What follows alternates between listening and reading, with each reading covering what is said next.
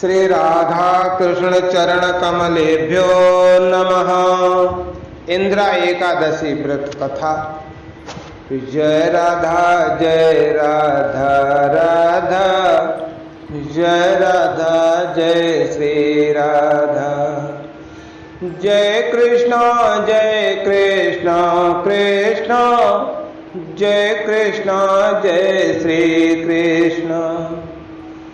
हिंदी पंचांग के अनुसार आश्विन मास के कृष्ण पक्ष की एकादशी तिथि को इंद्रा एकादशी का व्रत रखा जाता है। ये एकादशी व्रत पितृपक्ष के दौरान होती है, इसलिए इंद्रा एकादशी व्रत का बहुत ही महत्वपूर्ण स्थान होता है। धार्मिक मान्यता है कि जो व्यक्ति इंद्रा एकादशी का व्रत रखता है उसकी 7 पीढ़ियों तक के पितरों को मोक्ष की प्राप्ति हो जाती है। राजा युधिष्ठिर कहने लगे कि हे भगवान, आश्विनी कृष्ण एकादशी का नाम क्या है, इसकी विधि क्या है और इसका फल क्या है, सो कृपा करके कहिए। तो भगवान श्री कृष्ण कहने लगे कि इस एकादशी का नाम इंद्रा एकादशी है। राजन, ये एकादशी पापों को नष्ट करने वाली है तथा पितरों को अधोगति से मुक्त कर देने वाली होती है। हे राजन, ध्यान पूर्वक आप इसकी कथा सुनें।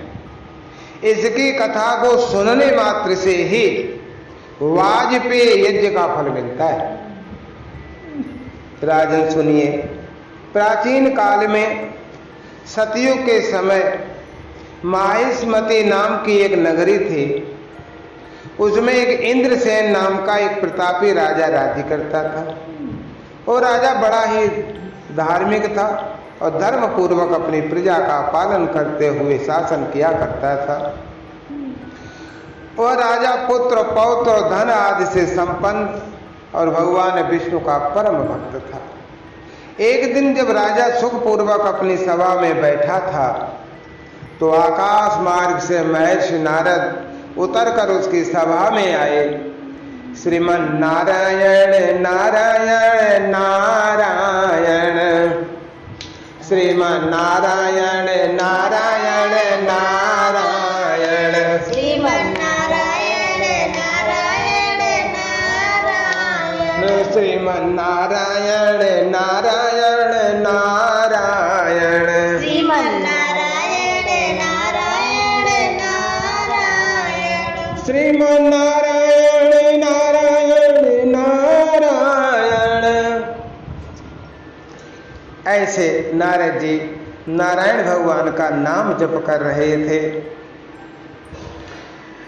राजा ने उन्हें सुखपूर्वक बैठने के लिए आसन दिया और उनके चरणों को पखारा। फिर राजा उनका स्वागत सत्कार करने के बाद हाथ जोड़कर खड़े हो गए। सुखपूर्वक बैठकर मुनि ने राजा से पूछा, हे राजन, आपके 7 अंग कुशल पूर्वक तो हैं, तुम्हारी बुद्धि धर्म में और तुम्हारा मन विष्णु भक्ति में तो रहता है ना। देवव्रत नारद की ऐसी बातें सुनकर राजा ने कहा, हे महर्षि, आपकी कृपा से मेरे राज्य में सब कुशल मंगल है तथा मेरे यहाँ यज्ञ कर्मादि शुक्र तो हो रहे हैं। आप कृपा करके अपने आगमन का कारण बताइए। तब ऋषि कहने लगे कि हे राजन, आप आश्चर्य देने वाले मेरे वचनों को सुनो। मैं एक समय ब्रह्मलोक से यमलोक को गया था। वहां श्रद्धा पूर्वक यमराज से पूजित होकर मैंने धर्मशील और सत्यवान धर्मराज की प्रशंसा की।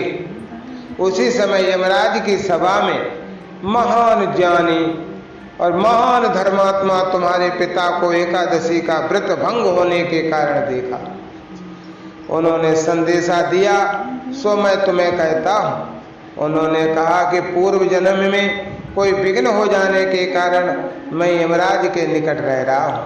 सो हे पुत्र, यदि तुम आश्विन कृष्णा एकादशी का व्रत मेरे निमित्त करो तो मुझे स्वर्ग की प्राप्ति हो सकती है। इतना सुनकर राजा कहने लगा कि हे महर्षि, आप इस व्रत की विधि तो मुझे बताइए।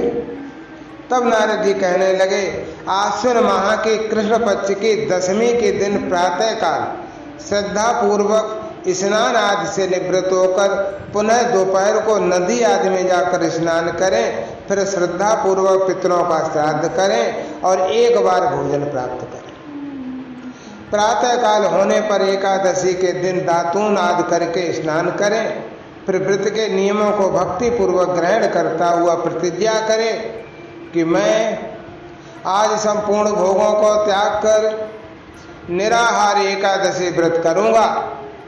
हे अच्युत, हे पुंडरीकांच, मैं आपकी शरण में हूँ, आप मेरी रक्षा कीजिए। इस प्रकार नियम पूर्वक शालिग्राम भगवान की मूर्ति के आगे विधि पूर्वक श्राद्ध करके योग्य ब्राह्मणों को फलाहार का भोजन कराएं और दक्षिणा दें। पितरों के श्राद्ध से जो बच जाए उसको सूंघ कर गौ को दे दें। धूप दीप गंध पुष्प नैवेद्य आदि सब सामग्री से भगवान ऋषिकेश का पूजन करें। रात में भगवान के निकट जागरण करें। इसके पश्चात द्वादशी के दिन प्रातः काल होने पर भगवान का पूजन करके ब्राह्मणों को भोजन कराएं। भाई बंधुओं, स्त्री पुत्र सहित आप भी मौन होकर भोजन करें। नारद जी कहने लगे कि हे राजन, इस विधि से यदि तुम आलस से रहित होकर इस एकादशी के व्रत को करोगे तो तुम्हारे पिता अवश्य स्वर्ग लोक को जाएंगे। इतना कहकर नारद जी अंतर्ध्यान हो। नारद जी के कथनानुसार राजा द्वारा अपने बांधवों और दासों सहित व्रत करने से आकाश से पुष्पों की वर्षा हुई और उस राजा का पिता गरुड़ पर चढ़कर विष्णु लोक को चला गया। राजा इंद्रसेन भी एकादशी के व्रत के प्रभाव से निष्कंटक राज्य करके अंत में व्रत के प्रभाव से वैकुंठ लोक को प्राप्त हुए।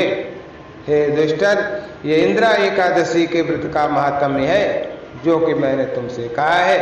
इसके पढ़ने, इसके सुनने से मनुष्य के सब पाप छूट जाते हैं और सब प्रकार के भोगों को भोगकर फिर वैकुंठ को प्राप्त होता है। अस्तु शुभम। श्रीमन नारायण नारायण नारायण, श्रीमन नारायण नारायण नारायण, श्रीमन नारायण नारायण नारायण, श्रीमन नारायण नारायण नारायण, श्रीमन नारायण नारायण नारायण, श्रीमन नारायण नारायण नारायण, श्रीमन नारायण नारायण नारायण, श्रीमन नारायण नारायण नारायण।